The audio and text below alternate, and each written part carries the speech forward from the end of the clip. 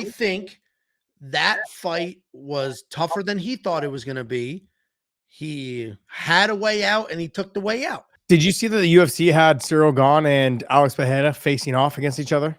That's probably the only situation that could be concocted to get Alex a heavyweight title. Wait, hold on. Oh, wait, what? There's new drama. The Tom Aspinall had medical records drama. Did you plan on touching on that or no? Oh yeah, let's go right ahead. You want to talk about that? Because let's go ahead. I love this. This is the best part. I want you to bend the knee. I want you to apologize to my boy Tom Aspinall. I want you to do what you like. You swore up and down like, oh well, I didn't swear about shit. We all saw way out. He quit. My exact words were, I think that fight was tougher than he thought it was going to be. He had a way out and he took the way out. Should he have continued to fight? No, I don't think he should have continued to fight. If you're not 100%, why would you continue in the most important fight of your life? So I do not think he should have continued. Could he have? I do think he could have. Now, if you don't know, so we're talking about UFC 321. Tom Aspinall's a little bloody, got dotted up a little bit more than people thought he was going to. He got very clearly poked in the eye, 2 eyes. And then he just, whatever, I'm out, I'm done. Then his father filmed anybody who would look at Tom's eye. His father had a camera, like, what do you think? And every single person in those vlogs was like, there's nothing wrong with this guy's eye. All of them. Anyway, here we are 5 weeks later. Now we have new medical records. And the new medical records say he's got all sorts of issues. He's got a cracked orbital. When he looks up, it gets blurry. All sorts of major issues. I am not a medical professional. I am not going to go as far as this comment and say that's a fake medical report. There's no way. There's no way he's faking that. There's no way. I believe the medical report. Now, do you think he maybe went fishing around to find a doctor that would write that? Sure. Very possible. But I'm just going to take it at its word. A medical professional wrote that document. I'm going to take it at its word. My take for all of this now is, okay, so we have a Tom Aspinall who is 5 weeks removed from the eye poke, still can't see. He's not been cleared to train. This guy still cannot see. Also, and now he's doing social media videos, like trying to be like, oh, Cyril Gane's a cheater. Dana White's you can't see, you can't train. This division needs to move on. It needs to move on. Wow. If we're doing an interim title fight because Ilya's getting a divorce and said he won't fight till Q2, why are we not doing the same thing for heavyweight? And obviously it just happened, but he's not even cleared to train. And he's still blurry. He looks up, it's blurry.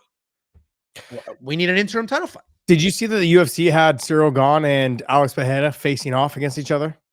When? Where? It was at a UFC Fight Pass event or something like that. They were somewhere together. I want to say looked like it was in the UK somewhere, and they were doing a face-off. I would not be surprised if that ended up being for an interim title. Yeah. I would not be surprised.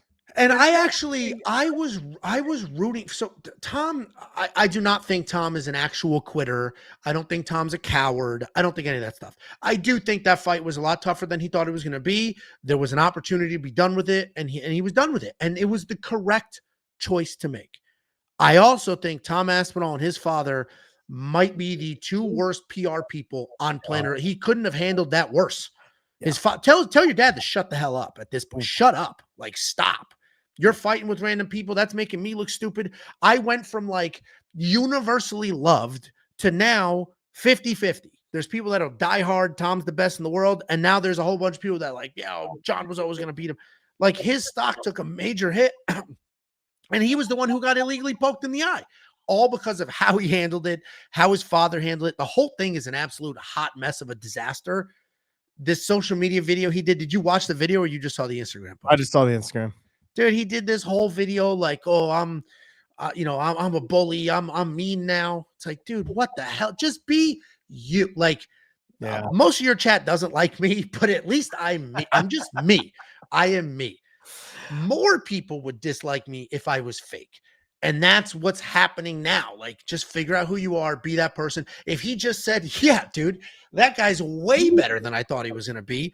The eye poke sucked. I'm not fighting this guy at 70%. No way was I going to continue. That sucked. We'll do the rematch. Instead, it was like, took it way too far. Yeah, I mean, you went all in on him, after that, the night after that fight. We did a show couple of shows together talking about it, and you went all in on it. You went hard in the paint. And so I think he had a way out and he took it. I was waiting for you to bend the knee, but you went the complete opposite way. You doubled down. So I'm not. So again, this guy said I'm victim blaming. Where did I say he should have continued? Okay. I'm not blaming him for getting poked in the eye. I'm not saying he should have continued. I'm not saying any of those things. People need to listen to the actual words. I think there was a way out and he took the way out. And I think he should have taken the way out given the way things were going and the circumstances. But just as a fan, you paid for the pay-per-view. You want to see the main event happen. The fight didn't happen. And a lot of people were upset over the situation. No, and this goes on, and we've had this conversation on to my face is blue, basically. And it just comes down to, we always blame the guy who didn't make we blame the guy who made the weight and we don't blame the guy who didn't make the weight. Same thing with this situation. We never blame the guy who did the eye poking. We always blame the guy who decided not to fight, who got poked in the eye. Sure. Like, wait a second. This guy, he got poked in the eye. He can't see, or it's blurry, and you want him to continue fighting. It's a tough fight already as it is when we're both 100% healthy, let alone when someone has a little bit of an injury or, broken thumb or a scratched lens, whatever it is. This is where I'm going with this, is that I think Tom's probably going to end up having an interim title put on if he can't fight here soon. He's not cleared to train. And he's not fighting anytime soon. And I saw the face-off between Cyril Gane and Alex Pereira. And also, the reason why I'm going to double down on this is that I also saw an interview with John Jones, or at least a quote that someone took from an interview with John Jones, saying, if it's not the White House, then I'll move on. So if it's Who said that? John Jones.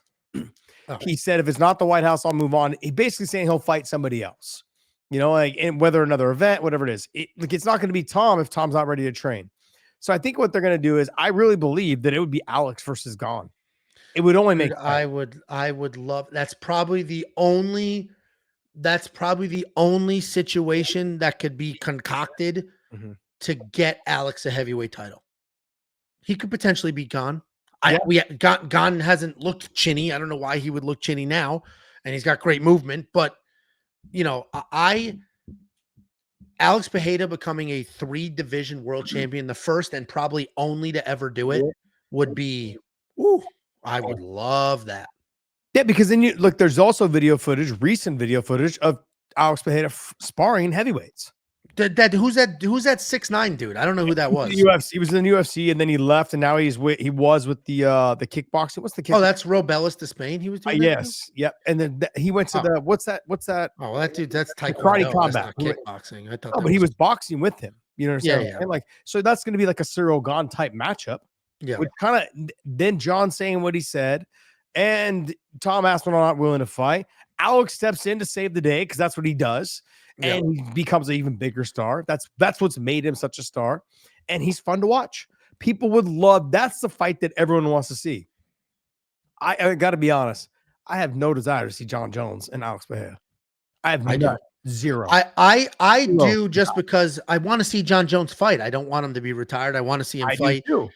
I don't want to see him fight Alex because he beats Alex. And I want Alex to be a 3-division world champion. Yeah. That's what I want. And Cyril Gane, I was going to say, I don't think he was going to be able to beat Tom, but maybe the only takedown attempt Tom did to Cyril was not very good.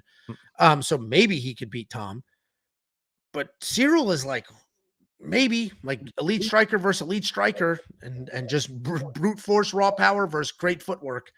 I hope that fight happens.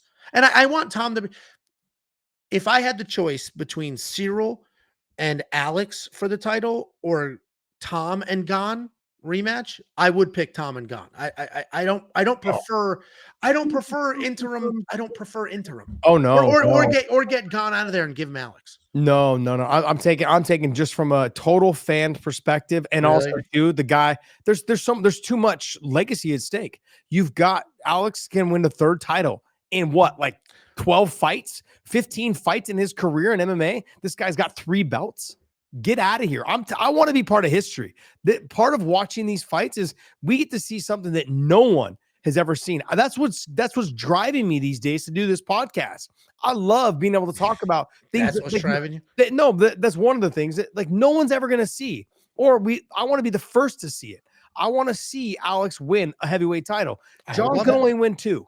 He's going to go 205 and heavyweight. That's it. And he handpicked his opponents. He picked the kickboxer and he picked a 45-year-old Stipe Miocic. Okay. Yeah. And so, look, no matter what you think of John was definitely, he's obviously a fantastic fighter. But let's be honest, in that little era of his run from light heavyweight to he was handpicking his heavyweight opponents. Well, he only had 2 of them. Yeah. Alex, And, though, and Alex, one couldn't defend takedowns, and the if other was Alex 100. fights Gone, that could be a great fight. End up being a stand-up battle back and forth. Love that idea. And then on top of that, he'll end up having to fight Tom Aspinall next. Where does that put John Jones? The only thing the problem with that, I get where you're coming from. The only problem with that logic is it would have to be for a real belt and not the interim belt, which means you would have to strip Tom, and that's a fucked up thing to do. Because didn't quit, whatever you want to debate, he didn't poke himself in the eye. So to strip the belt from him, like this is what an interim belt is literally for. He's not refusing to fight. He has medical documentation, whether you believe it or not, saying he can't. So you can't strip the belt. And then if it's Alex versus Gone for an interim title, is he truly a 3-division champion, or an interim title doesn't quite carry the same weight? So I think you just, obviously if Tom is out, then yeah, let's do it. That's what we got to do. But if there is an option for Tom to fight Gone, I would rather them do that, get that over with, and then go ahead and get Alex in there. How wild would it be that they just put John Jones on ice? They're like, oh yeah, you're back. Cool. Okay, we'll use you when we can. Alex is a bigger star, does better numbers than you, which is, I think, proven. And it will definitely be even bigger once they hit CBS and Paramount, whatever it is. It's going to be huge. Alex is the it guy right now. It's Alex, Islam, and Ilya Taporia. Those are the 3 guys. You just can't not say Islam. It's just tell me, am I wrong? Is it not those 3 guys the that are 3 biggest pay-per-view draws right now? 3 biggest pay-per-view draws are those 3 guys. Definitely Alex. Marab's up there. Marab's up there, I think. I don't know if he moves the needle. Excitement-wise, like, I'm very interested. I don't know if he actually moves the needle. Hamzat does move the needle because there's so many question marks around him. Sorry, I left Hamzat out. Yep, my bad. I guess it kind of has to be Islam, but if they do, like, here's the problem. It's Islam because of what he was looking to do and his opponents. If you get Islam versus Michael Morales, you think that really sells 1 million pay-per-view buys? And the pay-per-views don't exist anymore, but you get the point I'm making. That's the tricky part, where I think Alex could fight a 10th grader and he will still sell 1 million pay-per-views.